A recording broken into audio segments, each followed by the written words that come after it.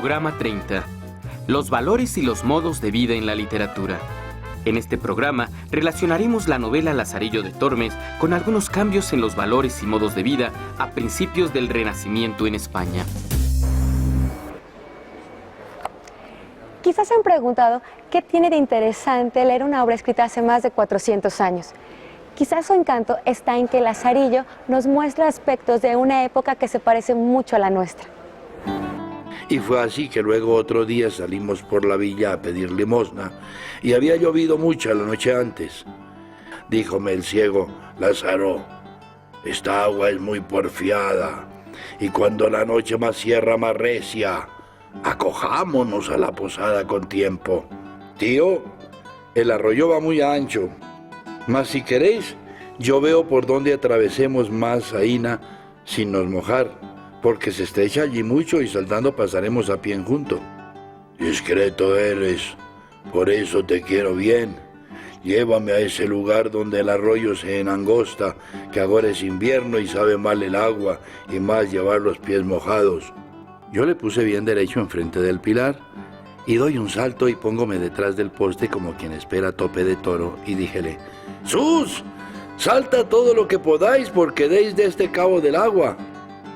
Aún apenas lo había acabado de decir cuando se abalanza el pobre ciego como cabrón y de toda su fuerza arremete tomando un paso atrás de la corrida para hacer mayor salto. Y da con la cabeza en el poste que sonó tan recio como si diera con una gran calabaza y cayó luego para atrás medio muerto y hendida la cabeza. ¿Cómo? ¿Y oliste la longaniza y no el poste? ¡Olé, olé!, le dije yo. A través de la literatura es posible conocer otros pueblos y culturas. En esta obra, Lázaro narra que su padre participó en una de las batallas de la Reconquista para expulsar a los árabes del sur de España durante el Renacimiento. También nos cuenta que para sobrevivir, su madre tuvo que abandonar el campo para trabajar en la ciudad. Hoy analizaremos algunos valores y modos de vida representados en la novela. Para ello, contaremos con el apoyo de un especialista que la conoce muy bien.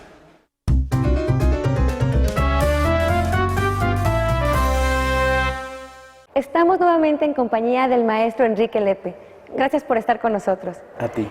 Esta vez quiero preguntarte, ¿cuáles eran los valores más importantes para la sociedad española del siglo XVI? Bueno, mira, principalmente digamos que dos. Uno es la honra y otra es la fe o la religión. Sin embargo, estos dos valores tienen muchas circunstancias que hay que comentar. Te lo digo por lo siguiente. En aquella época, un valor, y también se refleja en la novela mediante el personaje del escudero, es la honra, es decir, tener, como se venía de cierto linaje, había que conservar la honra como intacta, es decir, yo soy un ser que tiene honra y que, bueno, no tengo que mancillarla y debo mantenerme así. Sin embargo, en el ejemplo del escudero, a pesar de que el individuo es un hombre con mucha honra, se ve obligado a fingir esa honra porque como no tiene para comer y como su honra no le permite trabajar, entonces está fingiendo que tiene dinero, que tiene poder y curiosamente esa situación lo lleva al antivalor, es decir, se vuelve deshonrado. En lugar de tener la honra es un tipo deshonrado. Y la religión también tiene su que ver. En la religión representada por muchos personajes en la novela y también en la época, se trata de imponer la fe. Esto causa consecuencias contrarias a lo que se quiere establecer, de manera que la gente entonces se pone a fingir que cree en lo que el aparato que trata de imponer esta religión le pide. Sin embargo, no creen, ¿no? Y además esta idea de imponer por la fuerza la religión hace que también se creen aparatos represivos como la Inquisición de la época. Y entonces todo es fingido en este momento porque es a la fuerza, ¿no? De modo que tanto la honra como la religión están en entredicho en esta época, porque estamos en una lucha constante en la sociedad. Más bien lo que pasa en esta época, en el siglo XVI, es como una renovación de los valores. es una sociedad que está tratando de entenderse a sí misma, viene de la Edad Media y trata de dejar esa forma de vida, y entonces tiene que buscar nuevos valores ante la forma en que se caen valores antiguos, ¿no? Digamos, la caballería, por ejemplo, ya no tiene sentido en esta época, tiene que buscarse una forma de sustituir ese valor que era la valentía, por ejemplo, ¿no? Que ya no es necesario. Entonces, estamos en una época de transición, de búsqueda de valores más bien, más que hablar de estos, un valor específico, ¿no? Pero estos dos que te menciono son como los principales, con sus consecuencias en los antivalores, ¿no? Ahora los invito a escuchar otro fragmento de la novela y regresamos con el maestro Lepe para comentarla. Finalmente el clérigo me recibió por suyo. Escapé del trueno y di con el relámpago. Él tenía un arcaz viejo y cerrado con su llave, la cual traía atada con una agujeta de paletoque. Y en viendo el bódigo de la iglesia por su mano era luego lanzado y tornada a cerrar el arca. Pues ya que conmigo tenía poca caridad, consigo usaba más. 5 blancas de carne era su ordinario para comer y cenar. A cabo de 3 semanas que estuve con él, vine a tanta flaqueza que no me podía tener en las piernas de pura hambre. Vime claramente ir a la sepultura si Dios y mi saber no me remediaran. Mira, mozo, los sacerdotes han de ser muy templados en su comer y beber, y por esto yo no me desmando como otros. Mas el lacerado mentía falsamente, porque en cofradías y mortuorios que rezamos, a costa ajena comía como lobo y bebía más que un saludador. Maestro Lepe, ¿qué valores representa el personaje del escudero? Mira, según los expertos, el escudero representa todo un sector de la sociedad de aquella época. Recordemos que en el siglo XVI España viene saliendo apenas de la Edad Media, de la época medieval en que los caballeros y los escuderos eran unos personajes muy importantes en esa época.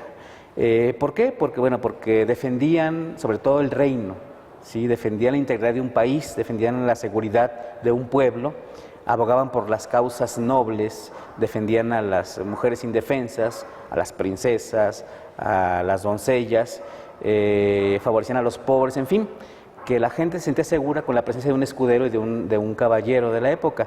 Pero han pasado muchos siglos y entonces pues ya no es lo que fue. En esta época ya no encajan ese tipo de personajes y entonces lo único que les queda como camino es ser sirvientes. Pero como valoran mucho la honra, primero está la honra que rebajarse a otro nivel como ellos consideraban. De manera que, bueno, a final de cuentas vienen se convierten más bien en fingidores, en gente que aparenta lo que no es, desgraciadamente, pues porque por una parte estaba su situación económica, su aspecto físico, y por otra la mentalidad de ser caballero, ¿no? En el texto, en el Lazarillo de Tormes, el caballero dice que él no le debe nada a nadie, excepto al rey y a Dios. Sin embargo, tenía muchas deudas, ¿no? No pagaba la renta de la casa que tenía, no tenía un mueble, no tenía para comer, pero antes era preservar la honra, aunque fueran apariencias, que hacer otra cosa que no le permitía su linaje. En todas las épocas encontramos a artistas que critican los aspectos negativos de su sociedad y también quienes se sienten ofendidos por esta crítica. En el caso de Lazarillo, el ataque en contra de algunas autoridades religiosas hizo que la Inquisición censurara el Tratado Cuarto.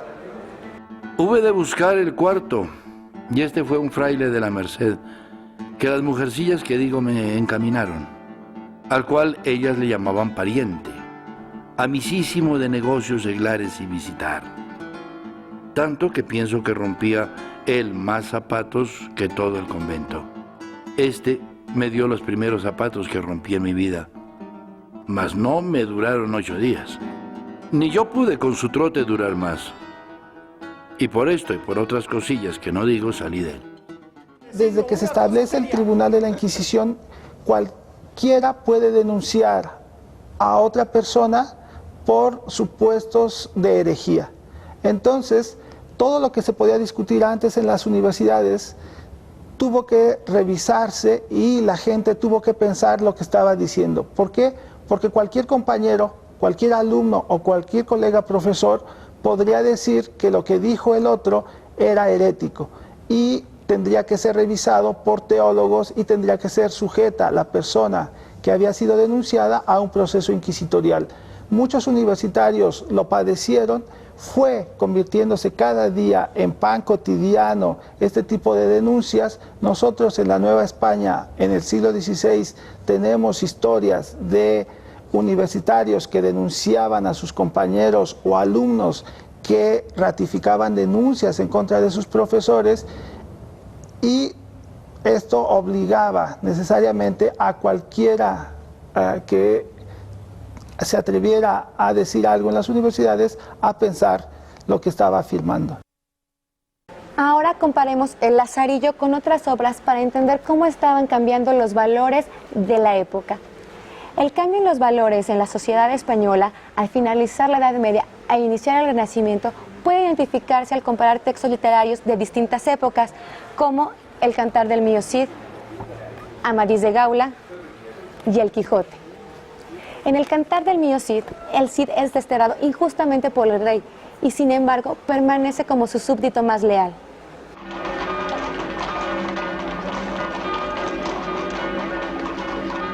Ya le crece la barba y se le va alargando.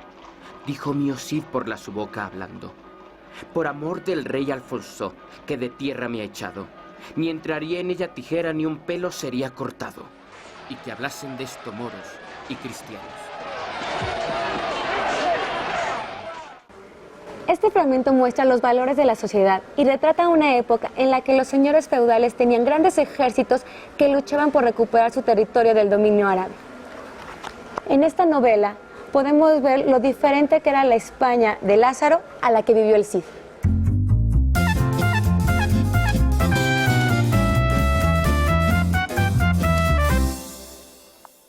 Lazarillo de Tormes fue una novela muy popular en su época, quizá porque mostraba los vicios que todos reconocían, pero pocos se atrevían a criticar por temor a ser acusados y castigados por la Inquisición.